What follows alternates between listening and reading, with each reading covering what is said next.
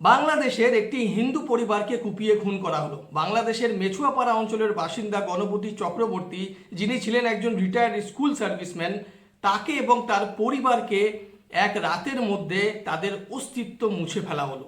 ওখানকার যারা প্রতিবেশী আছে তাদের মতে গণপতি চক্রবর্তীর বাড়ি বেশ কিছুদিন ধরে বন্ধ থাকে ও তার সাথে সাথে বাড়ির প্রত্যেক সদস্যর ফোন সুইচ অফ থাকে। এই ব্যাপারগুলি ওখানকার যারা প্রতিবেশী আছে তাদের খুব সন্দেহজনক মনে হয়। তারা পুলিশকে ইনফর্ম করে। পুলিশ রাত 11:30টার সময় আসে এবং এসে তালা ভেঙে যখন বাড়ির ভেতরে ঢোকে তখন তারা সাক্ষী হয় এই মর্মান্তিক দৃশ্যর। বাড়ির ছোট ছেলে যে ক্লাস 5-এ পড়ে তার মৃতদেহ পাওয়া যায় খাটের নিচে।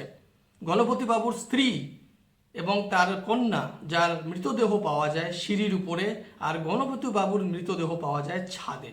এখানে প্রশ্ন উঠছে কে বা কারা এরকম জঘন্য অপরাধের সাথে যুক্ত আছে। পুলিশ ইনভেস্টিগেশনে ইতিমধ্যে দুজন অপরাধীর নাম সামনে আসে এবং তাদেরকে পুলিশ ইতিমধ্যে অ্যারেস্ট করে, যাদের নাম সিদ্ধার্থ দাস এবং মুগ্ধা দাস। এই দুজনকে পুলিশ অ্যারেস্ট করে। কারণটা হচ্ছে ক্রাইম সিন এরিয়াতে তাদের ফিঙ্গারপ্রিন্ট পাওয়া যায়। এদেরকে অ্যারেস্ট করার পেছনে আরেকটা বড় কারণ হচ্ছে এদেরকে বহুবার গণপতি বাবুর বাড়ির ছাদে দেখা গিয়েছে ড্রাগস নিতে। পুলিশ তদন্তে ইয়োভা ড্রাগস নামটা উঠে এসছে।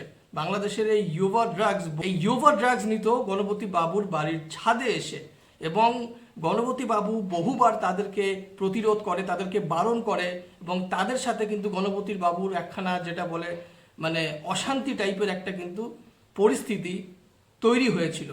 তাহলে গণপতি চক্রবর্তীর পরিবারকে হত্যা করার পেছনে এটাই কি প্রাইমারি কারণ, যে গণপতি বাবু তাদেরকে, সেই দুজনকে বাড়ির ছাদে ঢুকতে দেয়নি বলে এবং তারা ড্রাগস নিত, তার বিরুদ্ধে গণপতি বাবু প্রতিরোধ করেছে বলে সেই দুইজন গণপতি বাবুর পরিবারকে নৃশংসভাবে হত্যা করলো? নাকি এর বাইরেও কোনো মোটিভ আছে, সেটা পুলিশ তদন্তে ধীরে ধীরে উঠে আসবে।